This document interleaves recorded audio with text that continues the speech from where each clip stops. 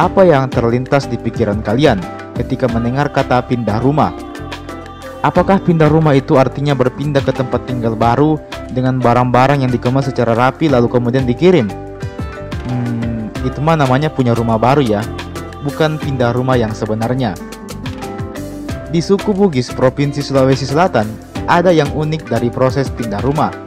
Karena pindah rumah di sini dalam artian yang sebenarnya. Dengan kata lain, rumahnya benar-benar diangkat dan dibawa ke tempat atau lokasi yang baru. Wow, tentu kita sulit membayangkan bagaimana ceritanya rumah itu bisa diangkat lalu dipindah tempatkan. Nah, biasanya apabila ada warga yang akan memindahkan rumahnya, para warga lain akan berkumpul dan bersama-sama mengangkat rumah tersebut ke tempat yang baru. Dan biasa juga kalau rumah tersebut telah dijual dan telah dibeli oleh seseorang, maka rumah yang telah terjual tersebut benar-benar diangkat ke tempatnya yang baru. Jadi bukan sertifikat tanahnya yang dibeli, melainkan rumahnya yang benar-benar dibeli. Dan untuk sekedar catatan saja, rumah yang diangkat di sini hanyalah rumah panggung saja teman-teman, alias rumah yang lantainya tidak rapat dengan tanah. Mirip-mirip dengan rumah tradisional lah pokoknya. Biasanya rumah seperti ini akan dipasangi tiang yang ditancapkan ke dalam tanah, sehingga rumahnya bisa berdiri dengan kokoh dan tidak roboh. Dan pada saat akan pindah rumah, tiangnya inilah yang kemudian akan secara beramai-ramai diangkat oleh warga setempat. Tentu ini selalu menjadi tontonan tersendiri, karena selain seru juga karena biasanya setelah rumahnya berhasil dipindahkan, maka pihak keluarga akan mengadakan acara makan-makan bersama dengan para warga yang telah mau secara sukarela membantunya memindahkan rumahnya tersebut. Jadi habis gotong royong, kita gotong royong lagi menghabiskan makanan dong.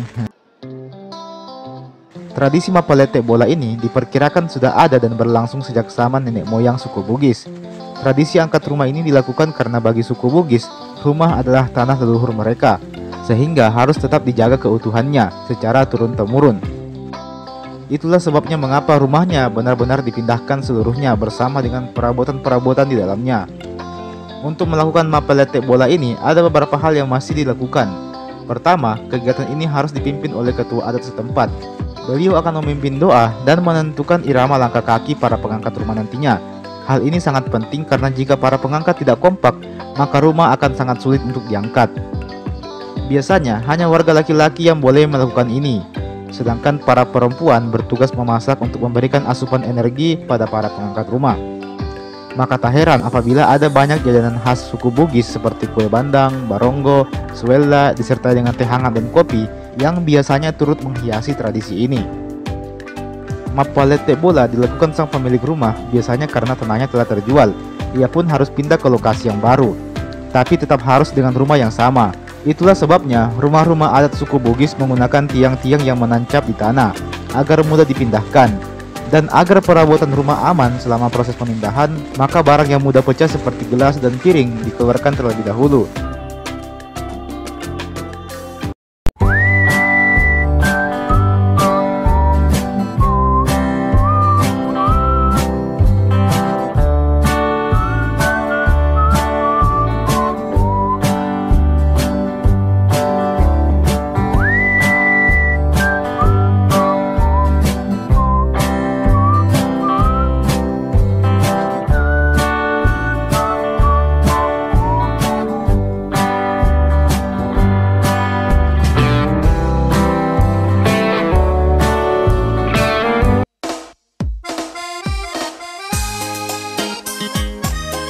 Macerak Tasi adalah sebuah ritual membawa sesajen ke tengah laut.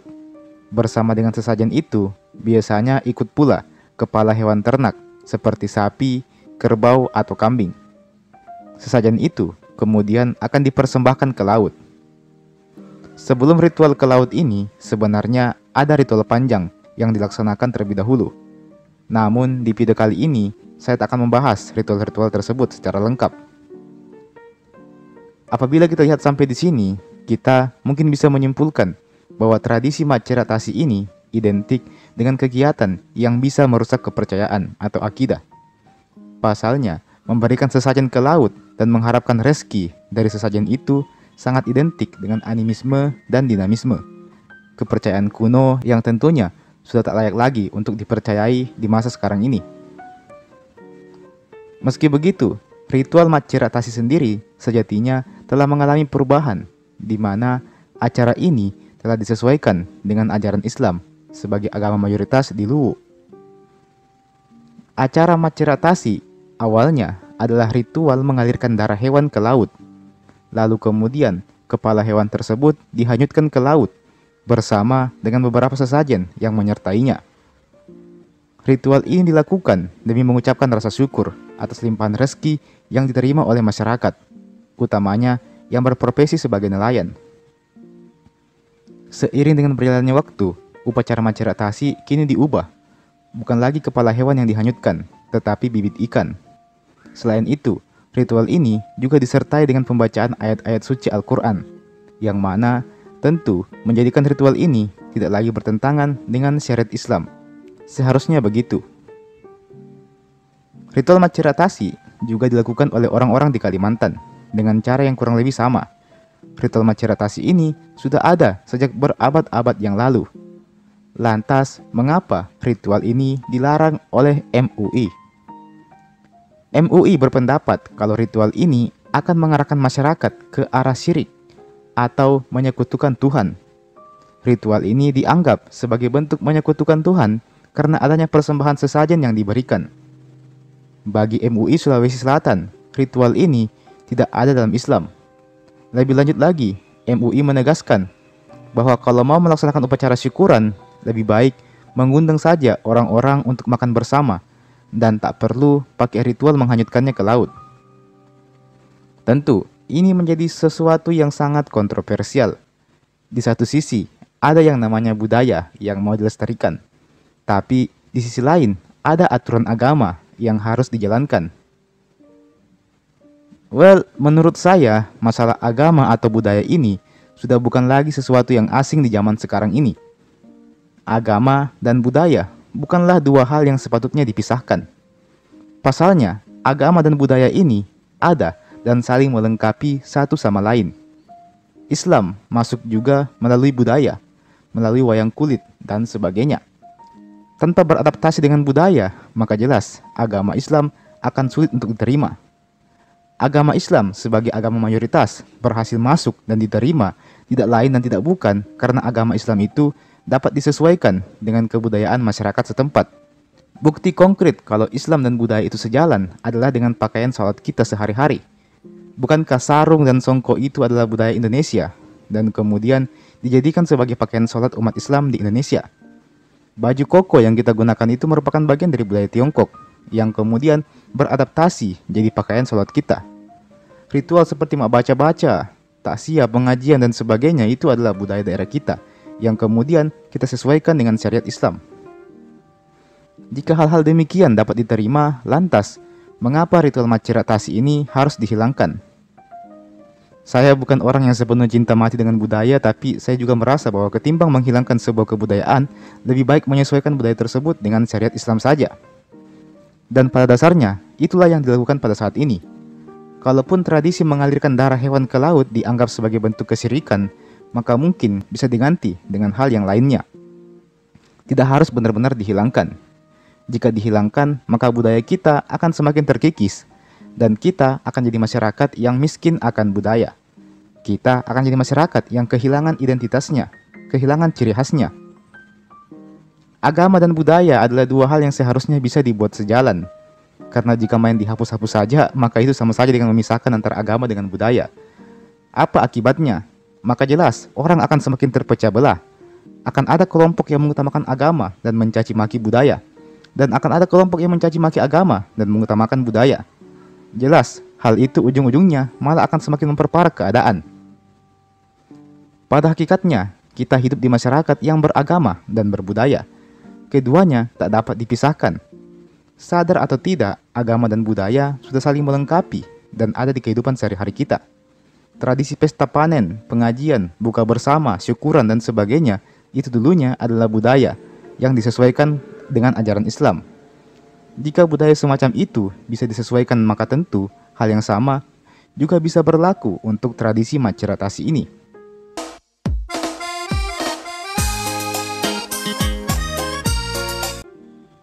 Tradisi Mak Nenek merupakan sebuah tradisi di mana pihak keluarga beramai-ramai mendatangi makam dari kerabatnya dan kemudian membersihkan jenazah kerabatnya tersebut. Adapun jenazah yang dibersihkan bukan hanya yang baru-baru saja meninggal, tetapi juga yang telah meninggal puluhan tahun lamanya. Tradisi Mak Nenek ini menjadi salah satu tradisi paling ikonik di Tanah Toraja. Sebuah tradisi yang saya yakin akan membuat ngeri orang-orang luar yang menyaksikannya. Tapi memang seperti inilah tradisinya. Memang seperti inilah budayanya. Lantas dari mana budaya Mak Nenek ini bermula? Sebagaimana yang saya kutip dari buku berjudul 70 Tradisi Unik Suku Bangsa di Indonesia yang ditulis oleh Fitri Haryani, mengemukakan bahwa tradisi Mak Nenek ini bermula dari seorang pemburu binatang yang bernama Pong Rumase. Pada waktu itu, Pong Rumase ini secara tak sengaja menemukan sebuah jenazah dengan kondisi yang sangat memprihatinkan. Pong Rumase yang merasa iba pun kemudian membawa jenazah tersebut ke rumahnya, dan kemudian dia memakaikan pakaian ke jenazah tersebut. Setelah berpakaian rapi, jenazah itu kemudian dia kuburkan di tempat yang layak. Konon kabarnya, perbuatan Pong ini mendapat berkah, di mana kebaikannya ini menjadikan hasil panennya menjadi melimpah. Pong Rumase ini kemudian menyimpulkan bahwa apabila kita menjaga orang lain, berbuat baik kepada orang lain, sekalipun orang tersebut sudah menjadi mayat, maka kita akan mendapatkan berkah yang melimpah, yang tentunya merupakan balasan dari kebaikan kita. Sampai saat ini, tradisi Mak Nenek masih terus rutin dilakukan di Tanah Toraja. Ritual Mak Nenek sejatinya masuk juga ke dalam tradisi Rambu Solo atau upacara kematian, yang merupakan acara khas Toraja yang juga punya keunikan tersendiri. Menurut katadata.com, tradisi Mak Nenek ini dilakukan setiap 3 tahun sekali dan dilakukan secara bersamaan dengan warga desa lainnya. Tradisi Mak Nenek ini sendiri butuh waktu hingga 1 minggu untuk proses pelaksanaannya. Tradisi ini dimulai setelah musim panen. Mengapa musim panen? Karena warga setempat berpendapat kalau tradisi ini dilakukan sebelum musim panen, maka musibah akan melanda mereka. Semisal hasil panennya yang gagal, tiba-tiba banyak hama, dan masih banyak lagi. Biasanya, tradisi Mak Nenek dilaksanakan sekitaran Agustus. Masyarakat Toraja akan beramai-ramai mengeluarkan jenazah dari patane. Patane adalah sebutan untuk kuburan khas orang Toraja. Dalam tradisi Mak Nenek, anggota keluarga yang masih hidup punya kewajiban untuk mengorbankan seekor hewan sebagai syaratnya. Hewan yang dimaksudkan di sini bisa berupa kerbau atau babi. Meski begitu, jumlahnya tentu boleh lebih dari 1. Karena apabila jumlahnya semakin banyak, maka akan semakin mensejahterakan kehidupan orang yang telah meninggal tersebut di alam sana. Tradisi Mak Nenek diawali dengan doa yang diucapkan oleh seorang tetua dari Toraja. Setelah itu, jenazah-jenazah tersebut akan dikeluarkan dari peti matinya. Kemudian dibersihkan badannya dari debu dan kotoran. Pakaiannya pun juga diganti dengan pakaian yang lebih baru. Beberapa aksesoris kadang juga ikut ditambahkan. Kadang ada pula pihak keluarga yang berfoto demi mengabadikan momen tersebut. Tak jarang pula kegiatan ini menjadi ajang pengenalan, di mana orang tua akan mengenalkan jenazah nenek mereka dulu kepada anak-anaknya. Setelah rapi, maka jenazah tersebut dimasukkan kembali ke dalam peti mayatnya. Setelah itu, keluarga akan menjaga peti tersebut di malam harinya. Barulah keesokan harinya, setelah selesai mengorbankan hewan dan berdoa, barulah jenazah tersebut dimasukkan kembali ke dalam patane. Tentu, beberapa dari kalian ada yang bertanya, kenapa bisa jenazahnya masih utuh, padahal sudah bertahun-tahun lamanya jenazah tersebut dimakamkan? Dalam tradisi masyarakat Toraja, apabila ada seseorang yang meninggal, maka biasanya orang tersebut tak akan langsung dimakamkan. Biasanya pihak keluarga akan berkumpul terlebih dahulu, lalu berdiskusi tentang pelaksanaan ritual Rambu Solonya. Ritual Rambu Solo bukanlah ritual sederhana yang bisa digelar kapan saja. Ritual ini menghabiskan dana hingga ratusan bahkan miliaran rupiah. Itulah mengapa seluruh keluarga biasanya akan patungan agar uang Rambu Solo ini bisa terkumpul. Sayangnya, kadang butuh waktu lama bagi anggota keluarga dalam mengumpulkan uang untuk biaya pemakaman ini. Alhasil, kadang si jenazah ini akan tinggal di dalam rumah selama bertahun-tahun lamanya. Selama proses menunggu ini, si jenazah akan diberikan pengawet ke tubuhnya, agar tubuhnya tidak hancur dan membusuk. Selama proses menunggu ini pula, si jenazah akan tetap diperlakukan seolah dirinya masih hidup. Diberi makan, diajak ngobrol, hingga digantikan pakaiannya. Ketika uang telah terkumpul, barulah kemudian Rambu Solo dilaksanakan, dan jenazah tadi siap untuk dimakamkan. Jadi seperti itu teman-teman. Tradisi mak nenek ini punya makna yang cukup dalam, di mana masyarakat Toraja yakin bahwa apabila mereka melakukan tradisi ini, maka leluhur mereka akan memberikan keberkahan kepada keluarga atau kerabat mereka yang masih hidup. Tradisi ini juga menjadi ajang mengenang mereka, di mana rasa rindu akan orang-orang tua, nenek, dan kakek dapat mereka lampiaskan dengan bertemu secara langsung dengan mereka. Tradisi mak nenek ini menjadi ajang saling melepas rindu antar anggota keluarga. Ajang reuni yang mempertemukan dua fisik yang dulunya pernah hidup bersama, walaupun tentu tidak dengan jiwanya. Tradisi mak nenek ini memang menjadi salah satu daya tarik yang kerap kali mengundang para wisatawan untuk berkunjung ke Toraja. Namun, terlepas dari tradisi ini yang tentunya di luar daripada kebiasaan normal manusia, perlu kita garis bawahi bahwa inilah tradisi masyarakat Toraja. Inilah tradisi mereka. Inilah budaya mereka. Suatu hal yang sudah mereka lakukan selama bertahun-tahun lamanya. Ini tidak hanya memperkuat identitas suku Toraja saja, melainkan lebih kepada bentuk penghormatan kepada tradisi dan juga leluhur mereka dahulu. Kita boleh sepakat dan boleh juga tidak. Kita boleh menganggap ini sebagai keunikan dan boleh juga menganggap ini sebagai tradisi yang tabu. Satu hal yang tak boleh kita lakukan adalah menyalahkan budaya atau tradisi milik orang lain. Karena sekali lagi, di mana langit dijunjung, di situ bumi dipijaki. Salam toleransi.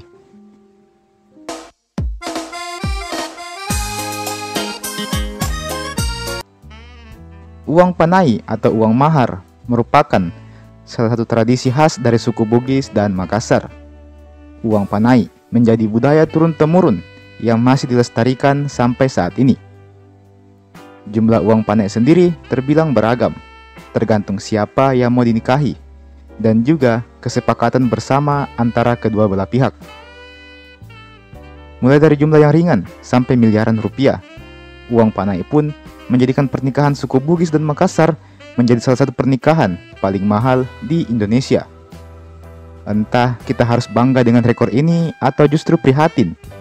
Soalnya gara-gara ini juga banyak orang yang batal menikah. Uang panai sendiri adalah sejumlah uang yang diberikan oleh pihak mempelai pria kepada mempelai wanita. Uang panai ini bakal digunakan untuk menutupi biaya pesta dan juga biaya mahar. Selain uang panai, biasanya akan disertakan juga beberapa aset seperti rumah, tanah, kebun, dan masih banyak lagi. Penyebab uang panai mahal tentu sangat beragam. Salah satunya adalah keturunan si calon mempelai wanita. Jika si mempelai wanita ini berasal dari keturunan yang baik-baik, semisalnya dia bangsawan, maka tentu akan lebih mahal lagi uang panainya.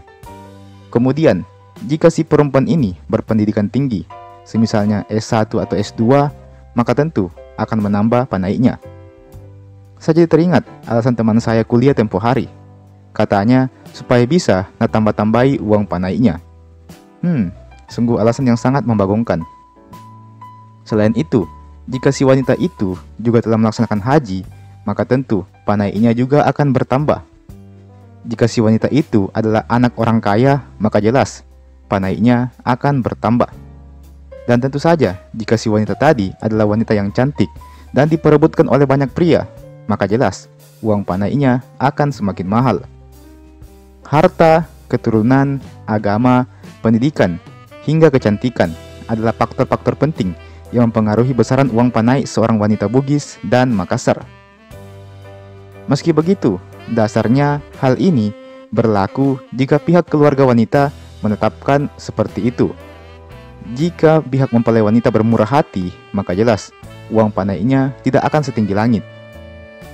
Pada akhirnya, penentuan uang panai ini didasarkan pada kesepakatan masing-masing dari kedua belah pihak.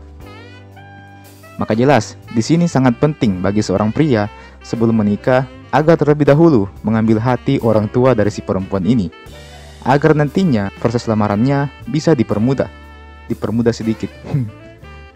Sampai di sini, kita mungkin melihat uang panai sebagai sesuatu yang menghambat kebahagiaan seseorang, utamanya kalian yang mau menikah. Gara-gara uang panai ini saya jadi lambat menikah. Gara-gara ini saya jadi batal menikah. Dan masih banyak lagi alasan sipulan kala itu. Tapi tahukah kalian, terdapat sebuah esensi yang luar biasa pada budaya uang panai ini. Ada sebuah filosofi yang mendalam dari pengadaan uang panai ini. Uang panai adalah bentuk keseriusan seorang pria kepada seorang wanita. Jika seorang pria hendak melamar seorang wanita yang amat sangat dicintainya, maka tentu mengeluarkan uang panai yang banyak tidak menjadi persoalan. Malahan, itu menjadi bentuk penghargaan si pria kepada wanita. Itu adalah bentuk kegagahan si pria kepada wanita.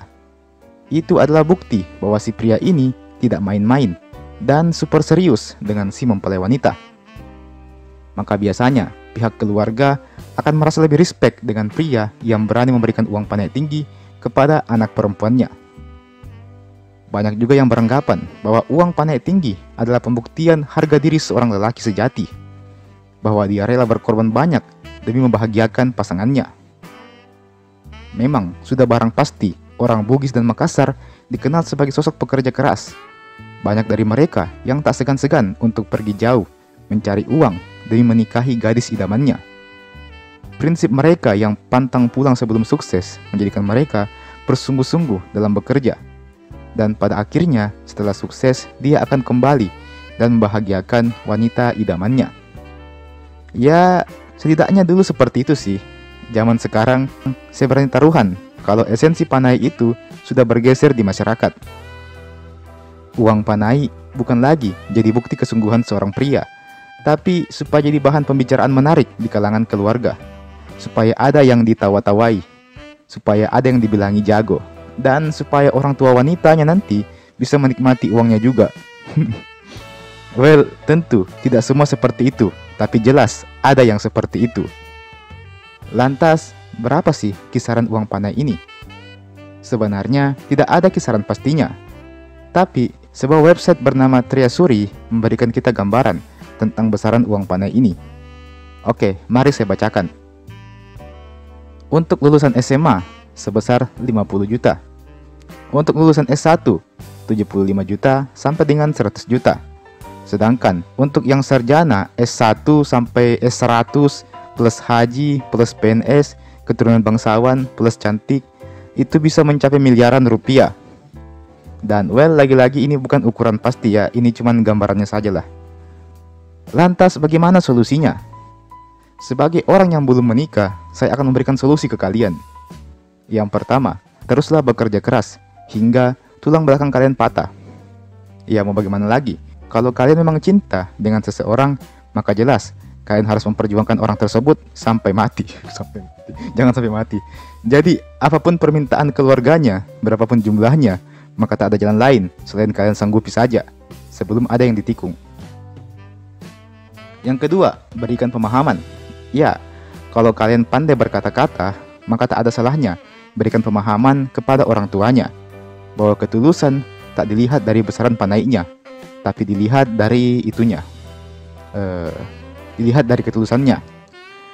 Sekreatif kalian sajalah dalam memberikan pemahaman kepada keluarganya. Gunakan referensi agama atau apapun itu, karena biasanya cepat luluh hatinya orang kalau dikasih begitu. Dan yang ketiga, carilah perempuan yang bukan dari suku Bugis maupun Makassar. Sebenarnya saya mau kasih kalian saran untuk kawin lari saja, tapi sebaiknya janganlah, karena itu hanya akan menambah masalah dan juga beban kalian.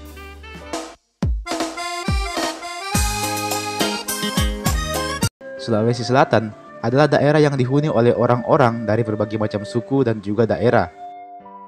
Meskipun terdiri dari berbagai macam suku yang berbeda-beda, nyatanya budaya yang ada di Sulawesi Selatan memiliki banyak kesamaan dengan budaya-budaya yang ada pada suku lainnya, yang menjadikan Sulawesi Selatan sebagai daerah yang memiliki akulturasi atau perpaduan budaya dari berbagai macam suku dan juga bekas kerajaan yang ada di sana. Salah satunya adalah yang bernama Pangadereng, yang berasal dari suku Bugis. Pangadereng sendiri adalah sistem norma dan aturan-aturan adat. Dalam keseharian suku Bugis sendiri, Pangadereng sudah dijadikan sebagai suatu kebiasaan dalam berinteraksi dengan orang lain. Norma-norma kesopanan serta etika dalam bersopan santun tersebut tersusun rapi dalam Pangadereng ini. Nah, salah satu Pangadereng yang paling dikenal dari suku Bugis adalah budaya Tabe. Tabe sendiri dapat dimaknai sebagai meminta izin atau permisi untuk lewat di depan atau di dekat orang lain, utamanya yang lebih tua. Kata tabe biasanya diucapkan sambil tangan kanan lurus mengarah ke bawah. Selain itu, tabe ini biasanya diiringi dengan melihat ke arah orang yang dilewati sambil memberikan senyuman dan mengucapkan kata tabe. Dan orang yang dilewati biasanya akan memberikan ruang kepada orang tersebut untuk lewat sambil membalas senyuman orang yang lewat ini. Meskipun kesannya sederhana, namun tabe ini sendiri punya makna yang cukup dalam. Budaya tabe adalah simbol dari upaya untuk menghargai dan juga menghormati siapapun orang di hadapan kita yang akan kita lewati. Ini termasuk sikap sopan santun di Sulawesi Selatan. Selain itu, tabe memiliki makna lainnya, yakni taro ada taro gau, yakni kesesuaian antara perkataan dan perbuatan. Orang Bugis dalam kesehariannya harus selalu berbuat sesuai dengan perkataannya. Tabe sendiri diutamakan untuk dilakukan kepada orang yang lebih tua. Dengan sikap tabe ini, maka akan memunculkan rasa keakraban, meskipun sebelumnya keduanya belum pernah saling bertemu atau berbicara satu sama lain. Olehnya itu, sikap tabe ini terbilang sangat penting, utamanya dalam kehidupan sehari-hari masyarakat di Sulawesi Selatan. Dan jangan heran pula apabila ada orang yang marah apabila kita lewat di depannya tanpa bersikap tabe, karena itu biasanya dianggap sebagai sikap yang tidak sopan. Olehnya itu, sikap tabe ini sangatlah penting untuk diajarkan kepada anak-anak. Tak jarang pula orang tua anak tersebut yang menegur si anak tadi karena merasa malu akan anaknya yang tidak menerapkan sikap tabe ini. Lalu, bagaimana dengan realita zaman sekarang? Sayangnya, tabe memiliki nasib yang hampir sama dengan budaya-budaya kita yang lainnya. Tabe sudah mulai tergeser oleh kemajuan zaman. Istilah tabe sendiri sudah tidak dianggap begitu penting lagi, utamanya bagi masyarakat Sulawesi Selatan yang tinggal di kota-kota besar. Budaya tabe sudah semakin dilupakan dan kadang pula orang tua tidak mengajarkan budaya ini kepada anak-anaknya. Tabe adalah gambaran dari sikap sopan santun yang tidak hanya ada pada orang Bugis saja, tetapi juga pada masyarakat di Sulawesi Selatan. Maka dari itu, tugas kita sebagai orang Sulawesi Selatan adalah menghargai yang lebih tua serta menyayangi yang lebih muda. Jangan ragu untuk bersikap tabe saat lewat di depan orang yang lebih tua sekalipun mereka orang yang sudah sangat akrab dengan kita. Dan jangan ragu pula untuk mencontohkannya kepada anak kecil, supaya budaya tabe ini tidak menghilang di masa depan. Mari kita terapkan sikap tabe dan sopan santun kepada semua orang, agar terjaga kedamaian di daerah kita ini.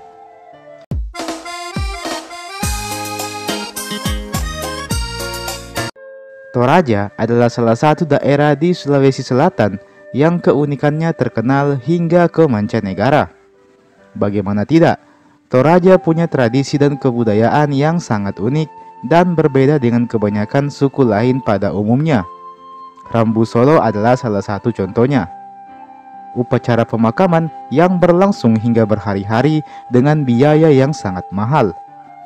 Namun, untuk Rambu Solo ini akan kita bahas di lain video. Dan untuk saat ini, mari kita fokus ke patung Tahu-Tahu yang kerap kali kita lihat diletakkan di dekat makam orang Toraja. Apa tujuan dari dibuatnya patung tersebut dan mengapa tampilan patung tersebut berbeda-beda? Well, patung Tahu-Tahu sendiri telah dikenal sejak abad ke-19. Patung Tahu-Tahu ini dibuat untuk mewakili kehadiran orang yang telah meninggal. Dengan kata lain, patung tahu-tahu ini adalah perwakilan dari orang yang telah meninggal tersebut. Tahu-tahu sendiri terbuat dari kayu atau bambu, tergantung dengan status sosial dari orang yang telah meninggal tersebut. Jika status sosialnya biasa-biasa saja, maka tahu-tahunya dibuat dengan menggunakan bambu. Sedangkan apabila yang meninggal punya status sosial menengah, biasanya akan dibuat menggunakan kayu cendana atau randu. Dan untuk kalangan kelas atas, maka patung tahu-tahunya akan dibuat menggunakan kayu dari pohon nangka asli Toraja. Meski begitu, di zaman sekarang ini, masyarakat Toraja lebih memilih untuk mendatangkan kayu nangka dari luar Toraja. Tahu-tahu sendiri dianggap sebagai penjaga makam sekaligus pelindung makhluk hidup. Menurut kepercayaan orang Toraja, patung tahu-tahu ini dianggap dapat menjaga hubungan antara orang yang masih hidup dengan orang yang telah meninggal. Kata tahu-tahu sendiri berarti orang-orangan. Jadi tak heran apabila patung tahu-tahu ini berbentuk seperti layaknya manusia. Tahu-tahu juga dipercaya sebagai bentuk semangat dari orang yang telah meninggal. Dan dengan adanya tahu-tahu ini, maka diyakini bahwa semangatnya tidak akan luntur di alam baka. Atau kalau menurut kepercayaan masyarakat Toraja, alam baka dikenal juga dengan istilah poyo. Menurut kepercayaan masyarakat Toraja sendiri, mereka yang meninggal hanya bisa masuk ke alam poyo apabila telah melewati upacara pemakaman yang benar dan sesuai dengan status sosial mereka. Upacara pemakaman inilah yang dimaksud dengan rambu solo. Dan lantas, bagaimana proses pembuatan patung tahu-tahu ini? Adakah ritual khusus yang harus dilakukan? Well, ketika memulai pembuatan tahu-tahu ini, masyarakat biasanya akan menggelar sebuah ritual. Meski demikian, ritualnya kini tidak sama lagi dikarenakan berbagai macam alasan. Bagi orang Toraja sendiri, proses pembuatan tahu-tahu ini haruslah benar-benar sempurna, agar nantinya orang yang meninggal tidak terdampar di dua alam. Mari kita telaah prosesnya. Anggaplah kita akan membuat tahu-tahu untuk orang dari kalangan strata sosial yang tinggi. Pertama-tama, kita menebang pohon nangka terlebih dahulu. Sebelum menebang, ada ritual yang mesti dilakukan. Ritual ini adalah pemotongan seekor ayam jantan di bawah pohon nangka. Ayam jantan tersebut harus memiliki kepala berwarna merah dan kaki berwarna putih, atau biasa juga disebut dengan manuk sela. Tapi apabila kayu nangkanya didatangkan dari luar Toraja, maka ritual ini tidak perlu dilakukan. Setelah kayu selesai ditebang dan diambil bagian yang diperlukan, sekarang kita memasuki tahap pengukiran. Untuk proses pengukirannya sendiri, hendaklah dilakukan di dekat tubuh orang yang meninggal.